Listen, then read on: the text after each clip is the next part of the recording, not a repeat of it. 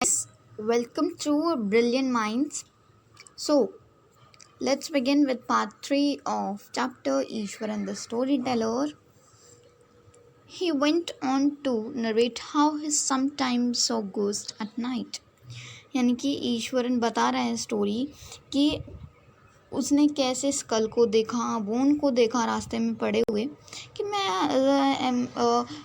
मैंने देखा है गोस्ट रात में। I am not easily frightened by this things sir, यानी कि मैं आसानी से डरने वाला इंसान नहीं हूँ। I am not easily frightened by these things sir, I am a brave fellow, यानी कि मैं एक ब्रेव फेलो हूँ। But one horrible ghost of a woman which appears of on a midnight during the full moon night. अब उसने बोला कि मैं डरने वाला इंसान तो नहीं हूँ, बट जो एक हॉरिबल चीज़, यानी कि जो हॉरिबल गोस्ट मैं देखता हूँ वुमेन, जो कि अपीयर्स अगली, यानी कि बहुत भद्दी दिखती है। कब दिखती है? मिडनाइट में, फुल मून नाइट में। ठीक है, इट इज़ एन अगली क्रिएचर यानी कि बहुत भद्दा सा क्रिएचर होता है। मैटेड हेयर, यानी कि फैले हुए हेयर, विद अ श्रिवल्ड, यानी कि contracted dirty face, like a skeleton, यानी कि एक स्केल्टन ने एक foetus holding in its arm, यानी कि skeleton is holding a foetus in its arm, यानी कि एक हड्डियों के ढांचे ने एक फोइटस, एक स्मॉल बेबी को अपने आर्म्स में कैरी किया है। ठीक है, Mahin shivered at the description and interrupted rather sharply.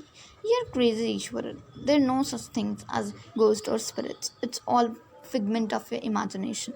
अब उसने बोला, महेंद्र ने जो डिस्क्रिप्शन उसने बताया ईश्वरन ने, शिवर्ड यानी कि वो थोड़ा डर तो उसको लगा, एंड इंटरप्ट यानी कि उसने बीच में उसे रोक दिया the sharply. You are crazy, कि तुम क्रेजी हो, तुम पागल हो ईश्वरन, को ऐसी चीज़ें नहीं होती है गो जस्ट तुम बता रहे हो, गोस्ट और spirits, and it is a figment of your imagination, यानी कि ये पार्ट है इमेजिनेशन का जो तुम इमेजिन करते हो स्टोरी और मेरे को सुनाते हो।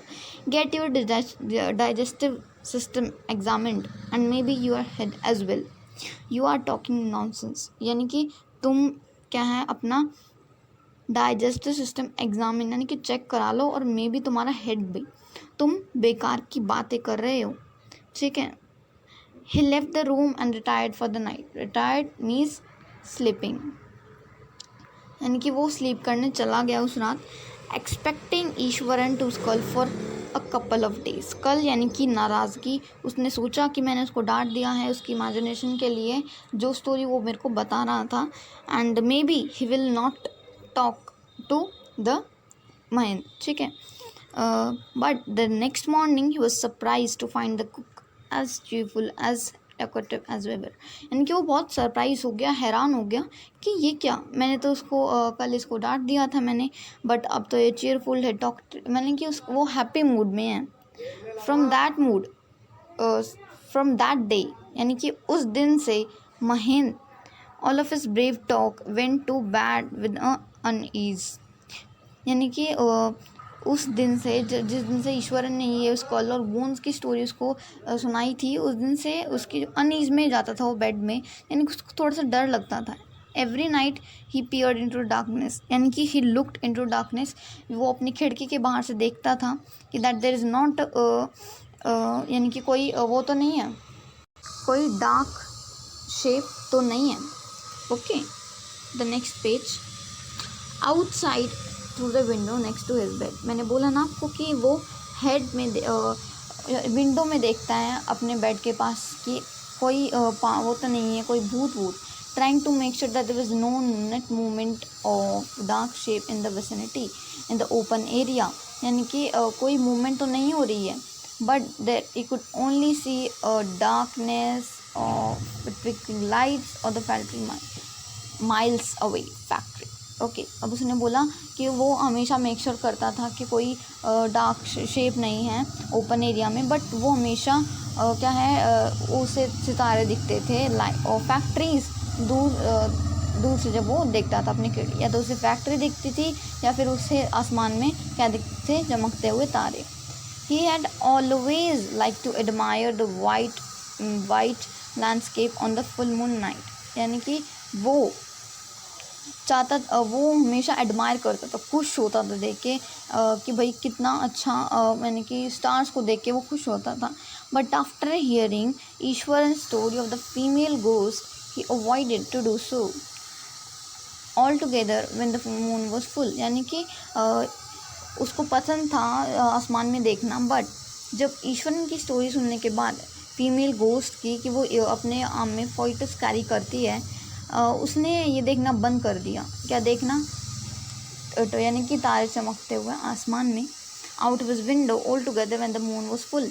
उसने बताया कि जब मून फुल होता है तभी वो लेडी आती है, मून जब फुल होता है। वन नाइट इंसिडेंट बता रहा है कि एक नाइट क्या हुआ, महेंद वोकन फ्रॉम स्लीप, यानी कि वो उठ गया अपनी स्लीप से, बाय लो मून, यानी कि लो मून यानी कि क्राई बोल सकते हो, मूनिंग क्लोज टू इन विंडो, यानी कि कोई रो रहा था उसकी विंडो के पास। एट फर्स्ट, पहले तो उसने सोचा कि कोई बिल्ली होगी प्रोलिंग अराउंड फॉर माइस, यानी कि चूहे को पकड़ रही होगी, but the sound was too gradual for a cat, यानी कि बहुत हार्श थी कैट के लिए, ठीक है। ही रेसिस्टेड द क्यूरियोसिटी, यानी कि ह्यूमन नेचर है वो क्या करेगा, उसको इच्छा हुई कि मैं क्यों ना देख ही लूँ क्या है एटलीस्ट।